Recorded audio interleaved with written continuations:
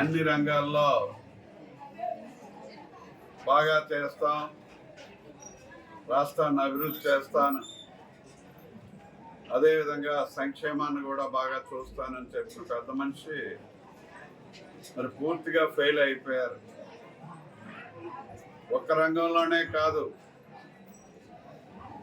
యువతకు 2,50,000 ఉద్యోగాలు ఇస్తామని చెప్పి 250 రోజుల పాదయాత్రలో చెప్పారు.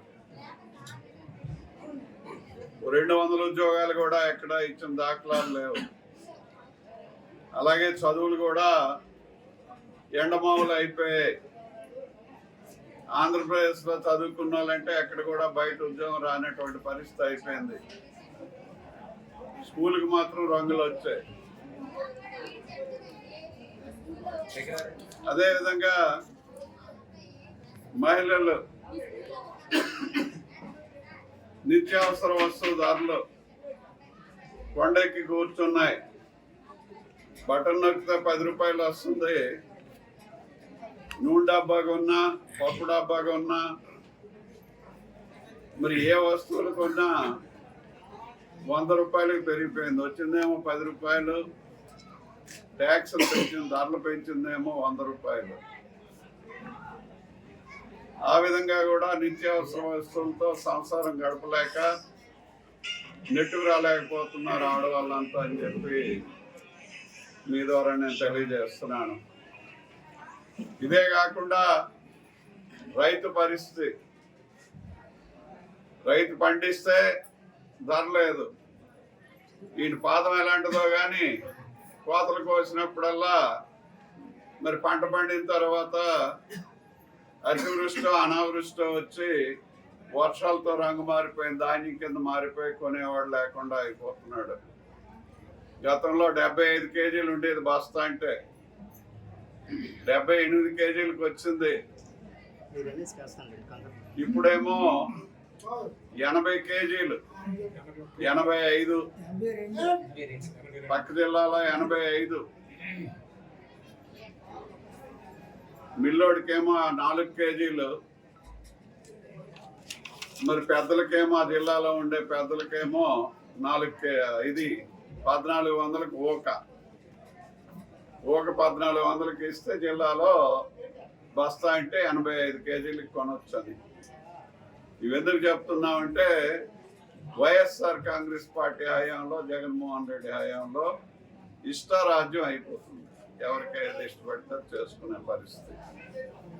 మధ్యలో నలిగిపోయేది సామాన్య ప్రజానీకం, రైతులు, మహిళలు, యువత నలిగిపోతున్నారు. రైతుకు సంబంధించి డ్రిప్ ఇరిగేషన్కి సబ్సిడీ ఉందా? చుక్కల సేద్యంకి సబ్సిడీ ఉందా? ఇన్నాళ్ళు పనిముట్లకి సబ్సిడీలు, స్ప్రేయర్లకి ఇచ్చేవారు, అక్కడ సబ్సిడీ ఉందా? రైతు భరోసా కేంద్రం అని చెప్పి ఒక బిల్డింగ్ కట్టిస్తారు.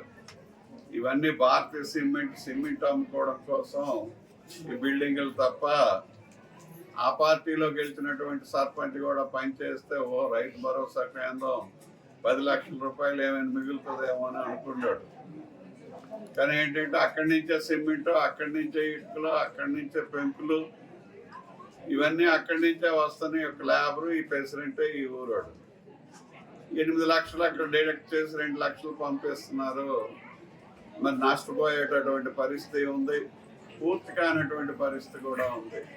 అందుకని తాళాలు వేసి తీయడం లేదు. రైతు భరోసా అని పేరు మాత్రమే మిగిలింది తప్ప రైతుకు అందులో వచ్చేటటువంటి భరోసా ఏమీ లేనటువంటి పరిస్థితి. విత్తనాలు ఏమైనా సబ్సిడీలు ఇస్తున్నారా? అకాల వర్షాల వల్ల మరి పంట పోతే విత్తనాలు ఇచ్చేటటువంటి పరిస్థితి చంద్రబాబు నాయుడు గారి టైంలో ఉండేది, అది కూడా లేదు. ఇకపోతే సంక్షేమానికి వస్తే ఎస్సీ కార్పొరేషన్, ఫైనాన్స్ కార్పొరేషన్లో సబ్సిడీ లోన్లు వచ్చేవి. సబ్సిడీ లేదు, ఫైనాన్స్ కార్పొరేషన్లో లేదు, దానికి డబ్బు కూడా లేదు. అలాగే బీసీ ఫైనాన్స్ కార్పొరేషన్, బీసీ లోన్లు వచ్చేవి. బీసీ ఫైనాన్స్ కార్పొరేషన్ కూడా ఒక్క పైసా కూడా రిలీజ్ చేయటం లేదు. అదేవిధంగా మరి సబ్సిడీలు కూడా లేనటువంటి పరిస్థితి. మరి ఇన్నాళ్ళు రజకులకి ఇస్త్రీ పెట్టెలు ఇచ్చేవారు. ఇస్త్రీ పెట్టె ఎక్కడుందో కనిపించడం లేదు. మరి అదే విధంగా నాయి బ్రాహ్మణులకి బ్యాండ్లు ఇచ్చేవారు.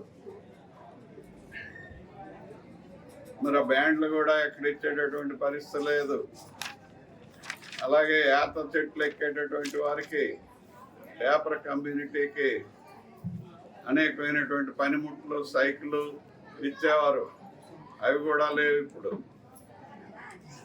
ఇలాగే ఎన్ని వర్గాల వారిని చూసుకున్నా అన్ని వర్గాల్లో అన్ని విధాలుగా, ముఖ్యంగా ఎస్సీ, ఎస్టీ, బీసీ, మైనారిటీ కులాలకు సంబంధించినటువంటి అన్ని రాయితీల్ని, సబ్సిడీల్ని పూర్తిగా రద్దు చేసేసి బటన్ నొక్కాను అంటాడు. ఆ బటన్ నొక్కిన 10 రూపాయలకి 100 రూపాయలు ధరలు పెరిగిపోవటం వల్ల అది ఎక్కడా కనిపించట్లేదు. అదేవిధంగా సారా పూర్తిగా తీసేస్తే కానీ దఫాలుగా 5 ఏళ్ళలో తీసేస్తాను, తీసేసిన తర్వాత మళ్ళీ ఓటు అడుగుతాను, అమ్మ, తల్లి, అక్క, చెల్లి, నా మహిళలారా అని చెప్పాడు. ఇప్పుడు ఆ సారా తాగిన భర్త ఏమైపోయాడో, కడుపులో లివర్ లేదు, కూలిపోయింది. 70 ఏళ్ళు బతకాల్సినాడు 50 ఏళ్ళే బతుకుతున్నాడు. 105 రూపాయలకి దొరికిన సరికి ఇప్పుడు 250 రూపాయలు అయిపోయింది. సారా ఏర్లై పారుతుంది. బూమ్ బ్రాండ్లు వస్తున్నాయి, కళ్ళు పేలిపోతున్నాయి. 30 సంవత్సరాల లోపలికి 105 మందికి కళ్ళు పోతున్నాయి ఈ సారా తాగిన వాళ్ళకి. అంతా కూడా కల్తీ సరుకుని ఇస్తున్నాడు. వసూలేమో 250 రూపాయలు అయిపోతుంది అన్ని కలిసి. మరి సారాను బ్యాన్ చేస్తే కానీ ఓటు ఆడడానికి రాను, చెల్లమ్మ, అక్కమ్మ, పిన్నమ్మ, దొడ్డమ్మ అని చెప్పాడు. మరి ఇప్పుడు ఏ ముఖం పెట్టుకొని వస్తాడో అడగాలి వీళ్ళందరూ.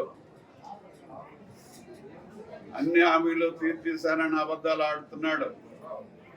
ఒకసారి అదే కనిపిస్తుంది. అలాగే మిగతా అన్ని కూడా కొట్టొచ్చినట్టుగా కనిపిస్తున్నాయి. అందువల్ల జగన్ గారు పూర్తిగా టోటల్ ఫెయిల్యూర్ అయ్యాడు. ప్రభుత్వమే ఫెయిల్యూర్ ప్రభుత్వం. ఈయన ఫెయిల్యూర్ అవటం వల్ల ఈ రాష్ట్రం 30 సంవత్సరాల అభివృద్ధిలో వెనక్కిపోయింది. సంక్షేమంలో ప్రజలందరూ కూడా మిలమిల కొట్టుకుంటున్నారు. ఏది తినలేక, కొనలేక బ్రతుకుని ఈడ్చడం కష్టంగా ఉంది. బ్రతుకు తెరువు లేక కూడా చాలా మంది వలస వెళ్ళిపోయేటటువంటి పరిస్థితి వచ్చింది. కాబట్టి టోటల్గా ప్రభుత్వం ఫెయిల్యూర్ మనకు కనిపించింది, అనుభవించాం, చూసాం. మరి ప్రాక్టికల్గా కూడా అనుభవించినటువంటి అన్ని వర్గాల ప్రజలు కూడా ఈ రోజున ఎన్నికల సమయం వచ్చింది. ఈ ప్రభుత్వాన్ని, ఈ పీడని, ఈ దరిద్రాన్ని వదిలించుకోవాల్సినటువంటి సమయం ఆసన్నమైంది అని చెప్పి పూర్తిగా ఫెయిల్యూర్ అయినటువంటి వైఎస్ఆర్ కాంగ్రెస్ పార్టీ ప్రభుత్వము, నాయకుడు అయినటువంటి జగన్మోహన్ రెడ్డి గారు టోటల్ ఫెయిల్యూర్ అని చెప్పి మరొకసారి చెప్తూ మీ అందరూ రైతులు ఇంట్రెస్ట్ కూడా 0 ఇంట్రెస్ట్ అన్నారా? 0 ఇంట్రెస్ట్ లేదు కదా, 10% వసూలు చేస్తాం సార్. గ్రామీణ బ్యాంకులో 10%.